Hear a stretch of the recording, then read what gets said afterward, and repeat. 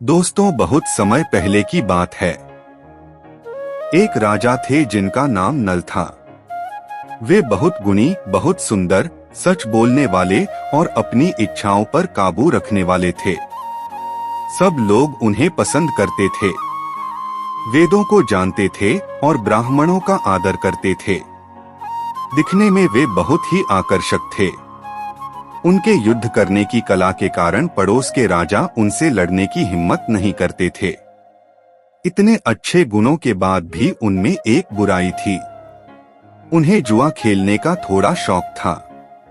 इसी जुए की आदत के कारण उन्हें जीवन में ऐसी मुसीबत झेलनी पड़ी जैसी शायद ही किसी ने झेली हो। उन्हीं दिनों विदर्भ देश में भीष्मक नाम के राजा राज करते थे।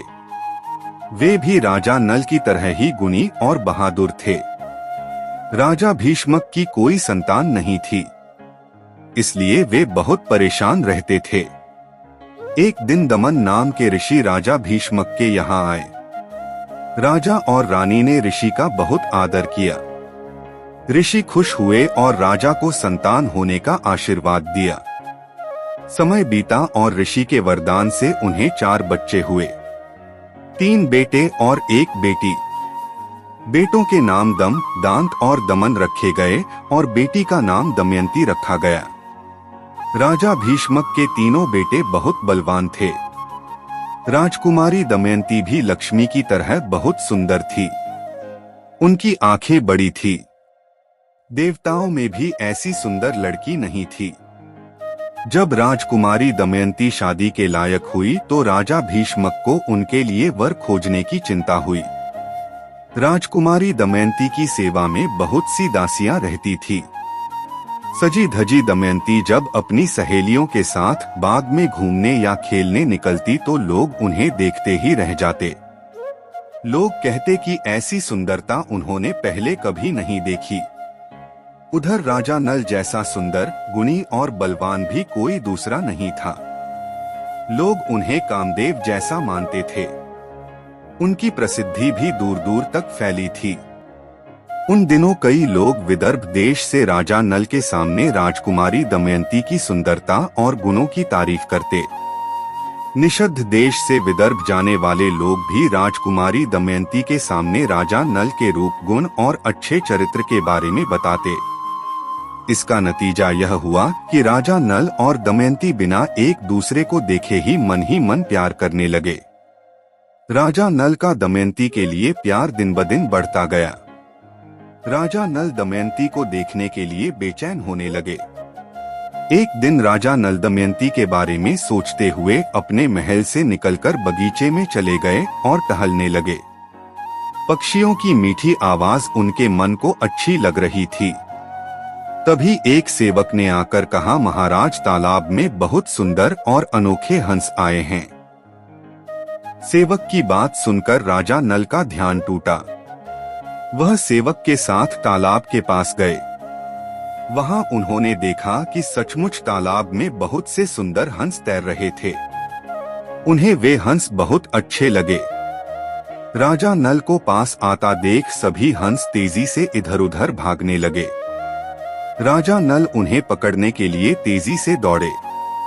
थोड़ी देर बाद उन्होंने किसी तरह सुनहरे पंखों वाले एक हंस को पकड़ लिया। पकड़े जाने पर हंस बहुत डर गया और खुद को छुड़ाने की कोशिश करने लगा। जब हंस को लगा कि अब वह छूट नहीं पाएगा, तब उस सुनहरे पंखों वाले हंस ने इंसान की आवाज में रोते हुए राजा नल से कहा, मेरा परिवार यहाँ से बहुत दूर विदर्भ देश के राजा भीष्मक के तालाब में रहता है। मेरी हंसनी मेरे बिना जिंदा नहीं रह पाएगी। वह मुझसे बहुत प्यार करती है। वह रो रो कर मर जाएगी। राजन, आप मुझे छोड़ दीजिए। अब मैं यहाँ कभी नहीं आऊंगा। सुनहरे पंखों वाले हंस की बातें सुनकर राजा को दया आ गई। उन्होंने उस अनोखे हंस को छोड़ दिया।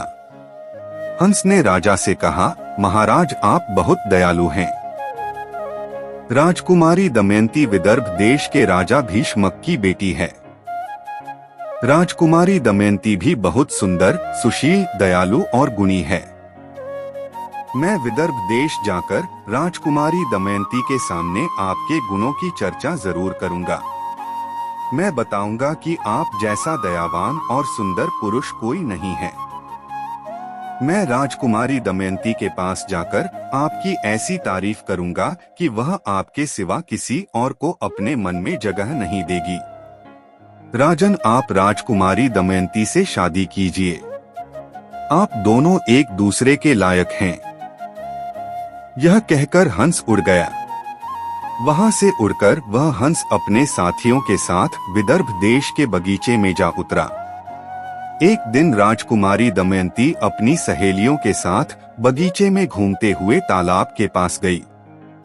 वह तालाब में खिले कमल के फूलों की सुंदरता देख रही थी कि तभी उनकी नजर सुनहरे पंखों वाले हंस पर पड़ी। हंस की सुंदरता देखकर राजकुमारी दमयंती उसे पकड़ने की कोशिश करने लगी। उनकी सहेलियां भी मदद करने लगी। फिर अचानक राजकुमारी दमयंती ने अपना दुपट्टा फैलाकर हंस पर डाल दिया और उसे पकड़ लिया। यह वही सुनहरे पंखों वाला हंस था जो राजा नल को वचन देकर आया था। वह भी दमयंती से बात करना चाहता था। शायद इसीलिए जानबूझकर पकड़ में आ गया था। वह हंस दमयंती से कहने लगा, राजकुमारी, मुझे छोड़ दो। अगर तुम मुझे छोड़ दोगी तो मैं तुम्हारा मनचाहा काम कर दूंगा।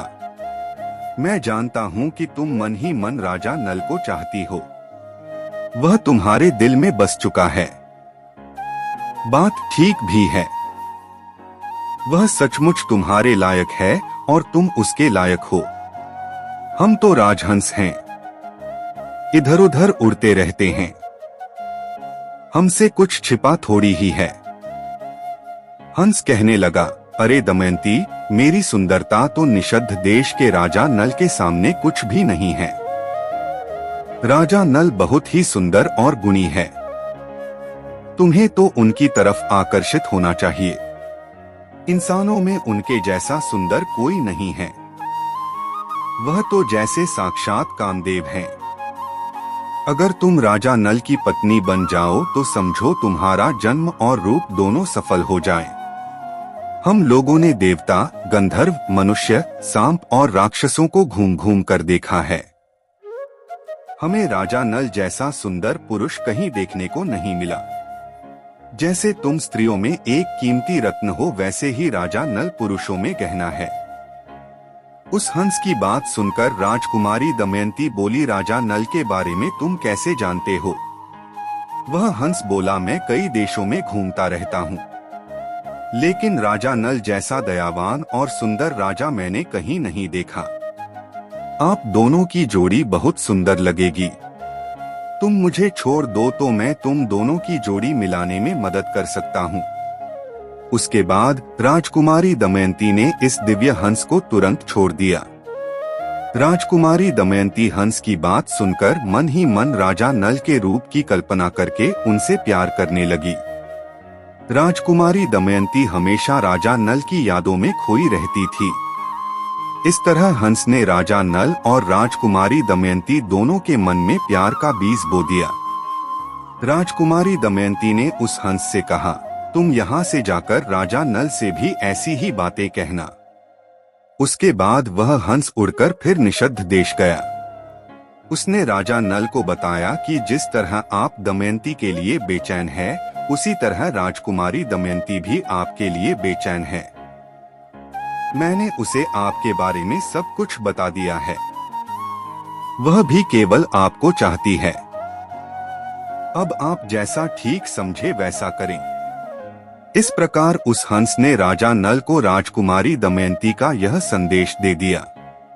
संदेश कहने के बाद वह हंस उड़कर अपने झुंड में चला गया। दूसरी ओर उस दिव्य हंस से राजा नल की तारीफ सुनकर राजकुमारी दमयंती की बेचैनी बहुत बढ़ गई। वह उनसे और प्यार करने लगी। राजकुमारी का प्यार इतना बढ़ गया कि वह रात दिन हर समय उनका ही ध्यान करती रहती। अब उसे ना तो दिन में भूख लगती और ना ही रात में नींद आती। राजकुमारी का शरीर कमजोर और दुबला हो गया। उसका सुंदर चेहरा पीला पड़ गया।